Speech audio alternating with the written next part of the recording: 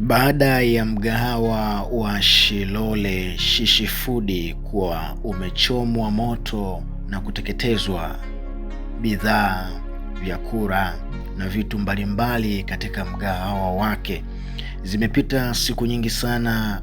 Mwanadada huyu mjasiriamali na msanii kutokuposti chochote kile kinachohusiana na chochote kile baada tu ya majanga hayo kuwa yametokea. Mashabiki, wateja na wafuasi wa Shilole wamekuwa wakijiuliza maswali mengi kwelikweli.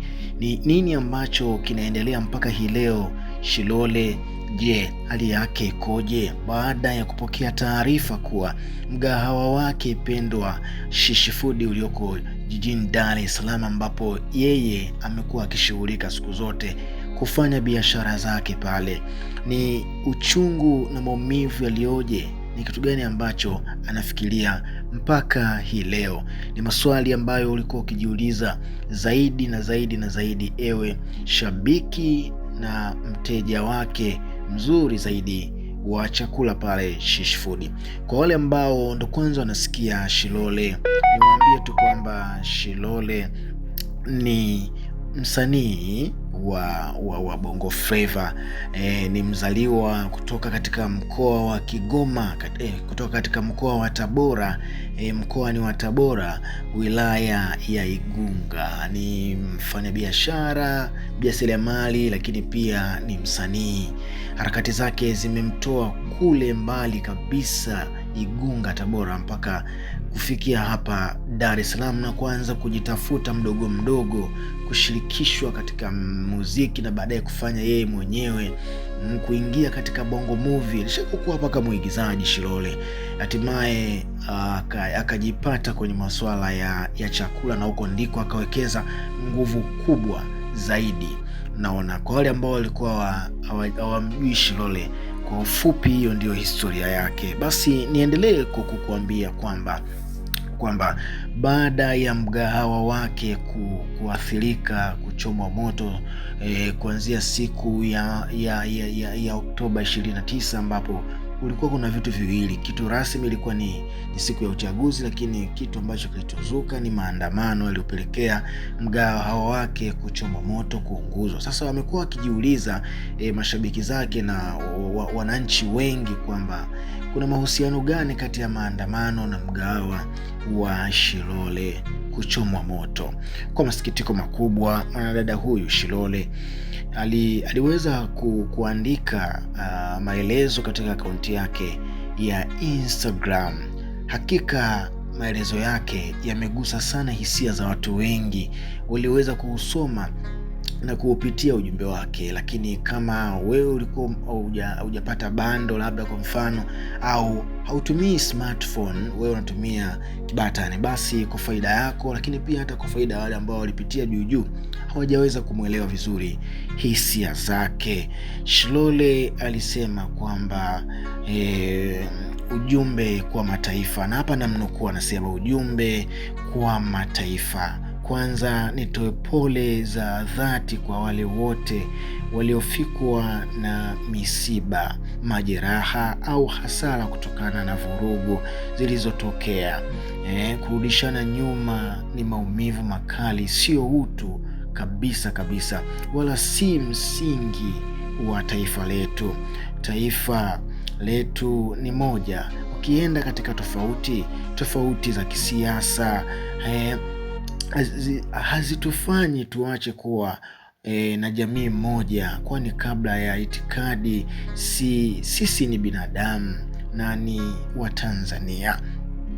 Shilole anaendelea kwa kusema, anasema mimi ni mhanga wa fujo hizo, na ofisi yangu ilichomwa na mali zangu zote zikateketea. Unaona bwana, wapo watu ambao walionekana kufurahia wakidai ninastahili mimi kuchomewa mgahawa wangu kwa sababu ya misimamo yangu au msimamo wangu wa kisiasa. Lakini ukweli ni huu hapa, sijawahi kumtukana mtu, sijawahi kumdhuru mtu, sijawahi kumzodoa mtu yeyote kwa namna moja ama nyingine, sijawahi kumdhuru mtu. Nimekuwa tu muumini wa siasa, ninayejiamini kupitia chama changu cha CCM. Hayo tu ni maneno ya Shilole, na hapo nilikuwa nikimnukuu tu kwa yale machache ambayo aliandika, zile hisia zake ambazo aliziandika pale Instagram.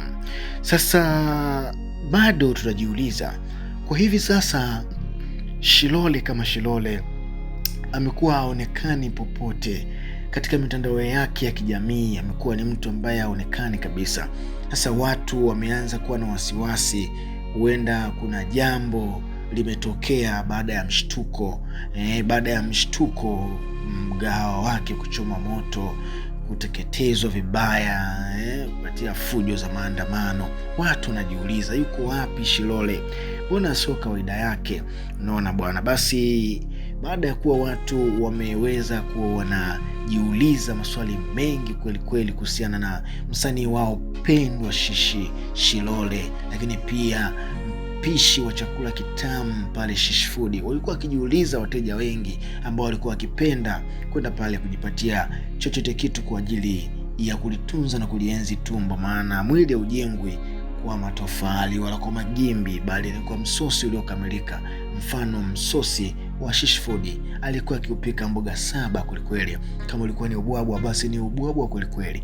Basi bwana, kwa siku ya leo mimi nikwambia tu kwamba nimekuletea taarifa hii hapo, na kama ulikuwa unahitaji zaidi mwendelezo wa kujua ni nini ambacho anafanya na ni wapi yupo Shishi Shilole, basi endelea kuingangania channel hii hapa pendwa kabisa, Mapochopocho. Uwezi kupochoa habari na taarifa mbalimbali za kisiasa, wasanii, michezo na burudani, lakini pia habari na taarifa za ndani na kimataifa.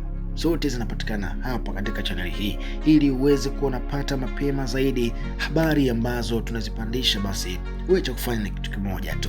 Hii channel hapo chini ya video hii kuna neno limeandikwa subscribe, libonyeze tu.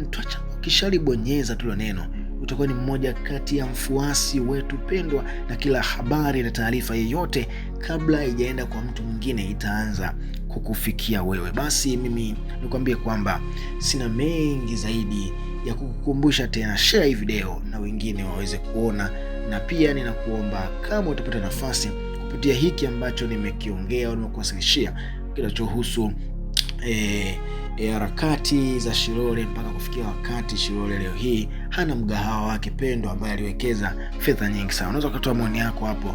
Je, unadhani alistahili hiko au hakustahili? Lakini yote ya yote, Mungu ndiye muweza wa yote. Bye bye.